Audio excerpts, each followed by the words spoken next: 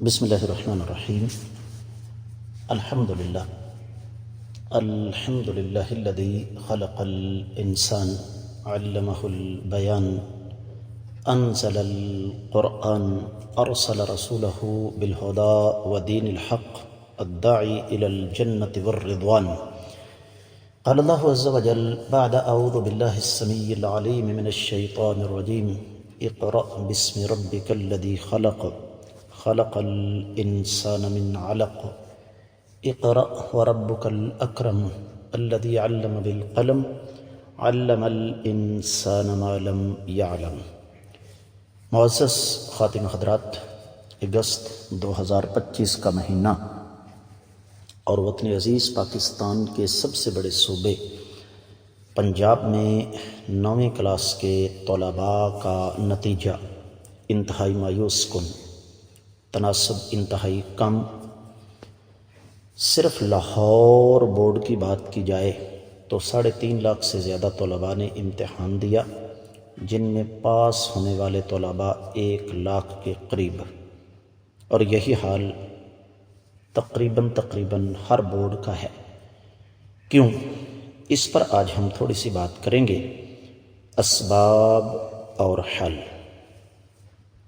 سب سے پہلی چیز ہمیں اس نقطے پر غور کرنا ہے، بلکہ اس سوال پر غور کرنا ہے کہ تعلیم کا مقصد کیا ہے۔ ہماری بدقسمتی کیا ہے کہ ہمیں کفر نے ایک سبق پڑھایا، ایجوکیشن فار امپلائمنٹ، تعلیم حاصل کرو تاکہ تمہیں اچھا روزگار مل سکے۔ حقیقت بات یہ ہے کہ تعلیم کا روزگار کے ساتھ دور کا کوئی تعلق واسطہ نہیں ہے۔ میں سیالکوٹ، ایک صنعتی شہر ہے، وہاں سے تعلق رکھتا ہوں، اور سیالکوٹ کی زیادہ تر فیکٹریوں میں اس وقت جو جنریشن بیٹھی ہوئی ہے کرسیوں پر، مالکان، افسران، وہ پڑھے لکھے ہیں، ورنہ اس سے پچھلی جو نسل تھی، جو مالکان تھے، حقیقت یہ ہے کہ وہ لکھنا پڑھنا بھی نہیں جانتے تھے۔ اس کا مطلب یہ ہوا کہ تعلیم کا روزگار کے ساتھ کوئی تعلق واسطہ نہیں۔ اسلام نے ایک سبق پڑھایا ہے جس کو ہم بھول چکے ہیں، اور وہ ہے تعلیم برائے تربیت۔ اقرأ باسم ربک الذی خلق، پڑھ اپنے رب کے نام سے جس نے تمہیں پیدا کیا۔ تو ایک بنیادی سبب جو ہمارے پورے کے پورے نظام تعلیم کا بیڑا غرق کر رہا ہے وہ کیا ہے؟ مادی سوچ، تعلیم برائے روزگار۔ اب جب تعلیم ایک کاروبار بنے گا تو پھر طلباء استاد کو استاد نہیں سمجھیں گے، ٹیچر سمجھیں گے۔ ان کے ذہن میں یہ بات ہوگی کہ استاد کی اوقات یہی ہے کہ یہ ایک نوکر ہے ہمارا، جو حکومت پاکستان سے تنخواہ لیتا ہے اور ہمیں آ کے تھوڑا بہت پڑھاتا ہے، ہمارا جی چاہے ہم پڑھیں اور ہمارا جی چاہے ہم نہ پڑھیں۔ ایک سبب تو یہ۔ دوسرا سبب ہماری حکومتوں کی پالیسیاں۔ مثال کے طور پر ایک پالیسی ہے مار نہیں پیار۔ یاد رکھیے، جو حقیقی استاد ہوتا ہے وہ اپنے طلباء کو اپنی اولاد سے زیادہ عزیز سمجھتا ہے۔ جب ہم نے اپنے بچوں کو یہ سبق پڑھایا کہ تمہیں پڑھانے والا استاد نہیں ٹیچر ہے، تو پھر استاد نے بھی اپنے آپ کو بزنس مین سمجھ لیا، تاجر سمجھ لیا۔ ورنہ جن اساتذہ کرام سے ہم پڑھے ہیں ان میں سے کچھ ابھی زندہ ہیں اور کچھ اللہ کو پیارے ہو گئے، اللہ تعالیٰ ان کے گناہ معاف فرمائے۔ تو صورتحال یہ ہوتی تھی کہ وہ ہمیں اپنے بچوں کی طرح عزیز رکھتے تھے، اور جہاں پر سختی کا موقع آتا تھا وہ سختی کرتے تھے۔ لیکن آج کے اساتذہ کی اکثریت، انہوں نے تعلیم کو تجارت سمجھا ہے۔ اسکول میں تھوڑا بہت پڑھایا، اس کے بعد بین السطور نہیں، ڈھکے چھپے لفظوں میں نہیں، کھل کھلا کے واضح طور پر کہا کہ اگر آپ یہ سمجھتے ہیں کہ آپ کو پاس ہونا چاہیے، اگر آپ یہ چاہتے ہیں تو پھر میری اکیڈمی میں تشریف لے آئیے۔ اور اکیڈمیاں دھڑا دھڑ چل رہی ہیں، نتیجتاً بچے صبح سے لے کر شام تک گدھے کی طرح کتابیں اپنے اوپر لادے وہ پہلے اسکول سے آتے ہی فوری طور پر اکیڈمی میں چلے جاتے ہیں، لیکن نتیجہ پھر بھی کچھ نہیں۔ تیسرا سبب جو ہمیں سمجھ آتا ہے وہ یہ کہ ہم بنیادی طور پر مسلمان ہیں، اور مسلمان کا یقین اللہ تعالیٰ کی ذات پر ہوتا ہے۔ ہماری بدقسمتی کہیں کہ ہمارا یہ جو دنیاوی تعلیم کا سلسلہ ہے اس میں دین کا تو نام و نشان ہی کوئی نہیں۔ حکومت نے بہت بڑی چھلانگ ماری، ترجمہ قرآن لازمی کر دیا، پتہ نہیں اب چل رہا ہے کہ نہیں چل رہا، لیکن ترجمہ پڑھانے والے بھی تو وہی استاد ہیں نا جن کا میں اوپر ذکر کر چکا ہوں۔ تو جب دینی سوچ نہیں ہوگی، اللہ تعالیٰ کا ڈر دل میں نہیں ہوگا، تو جب استاد کے دل میں اللہ تعالیٰ کا ڈر نہیں تو اپنے طلباء کو وہ کیسے اللہ تعالیٰ کا خوف اور ڈر دلا کر ان کی تربیت کر سکتا ہے۔ چوتھا سبب والدین کی بدترین غفلت۔ آج کے والدین کے پاس اپنے بچوں کے لیے وقت نہیں ہے۔ اس پر بہت کچھ کہا جا سکتا ہے، لیکن اختصار کے پیش نظر میں بات کو آگے بڑھاتا ہوں۔ آج ہمارے زیادہ تر بہن بھائی، زیادہ تر مسلمان، ان کی سوچ کیا ہے کہ بچے کو دنیا جہان کی ساری سہولیات مہیا کر دو، اچھے ادارے میں داخل کروا دو، اچھی اکیڈمی میں داخل کروا دو، اس کی جیب میں کھلا ڈولا پیسہ ڈال دو، اس کا پیٹ بھرنے کے لیے اچھی سے اچھی خوراک کا بندوبست کرو، حالانکہ وہ خوراک بھی بیکار ہوتی ہے، تو وہ سمجھتے ہیں ہماری ذمہ داری پوری ہو گئی۔ یہ احمقانہ سوچ ہے۔ بچوں کو پالنا کوئی کمال نہیں، اصل کمال بچوں کی تربیت ہے، اور اس کے لیے ضروری ہے کہ والدین اور اساتذہ کرام کے درمیان مسلسل رابطہ ہو۔ جہاں تک میری آواز جا رہی ہے، ہم میں سے ہر کوئی اپنے آپ سے یہ سوال کرے کہ میرا آخری مرتبہ اپنے بچے کے استاد کے ساتھ کب رابطہ ہوا تھا؟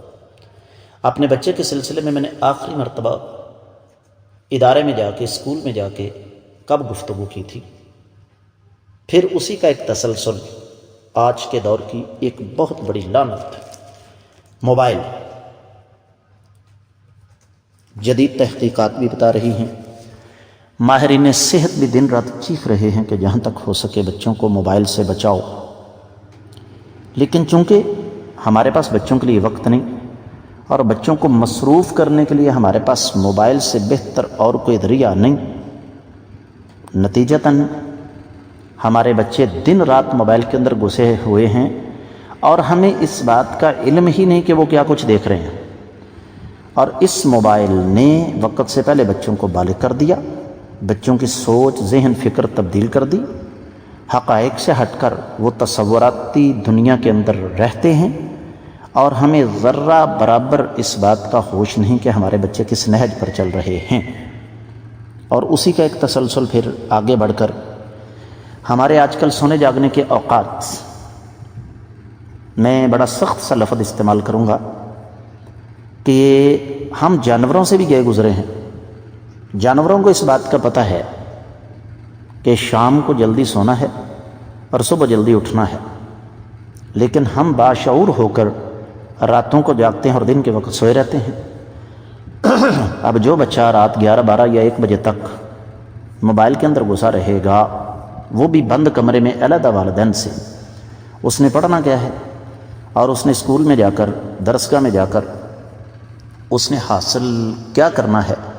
یہ بھی ایک بہت بڑا سبب ہے۔ اس کے ساتھ ساتھ جس طرح میں نے اوپر ذکر کیا کہ ایک وقت تھا جب فجر کی اذانیں ہوتی تھی، تقریباً ہمارے ہر گھر سے قرآن کی تلاوت کی آواز آتی تھی۔ اب ہمیں کہا گیا جی بچوں سے ان کا بچپن مت چھینیے۔ میں کسی کا نام نہیں یہاں لینا چاہتا۔ ایک اچھے خاصے پڑھے لکھے آدمی کے بارے میں پتہ چلا کہ اس کے بچے دیندار آدمی ہے، دنیاوی تعلیم یافتہ بھی ہے، PhD ڈاکٹر ہے، اور دین کا دعویٰ بھی ہے اس کا۔ تو جب اس سے کہا گیا کہ آپ کے بچے 12، 13 سال کے ہو کر فجر کی نماز نہیں پڑھتے، تو اس کا جواب بڑا دلچسپ تھا۔ اس نے کہا جی چھوڑیں گی، ساری عمر نمازیں پڑھنی ہیں انہوں نے۔ اسی طرح اللہ تعالیٰ کے ساتھ جو تعلق ہے وہ بھی نہ ہونے کے برابر رہ چکا ہے۔ پھر ذرا دوسری طرف چلیں کہ حکومتوں کی تو خیر بات ہی چھوڑیں، لیکن بعد میں مجبوری کرنا پڑ جاتی ہے۔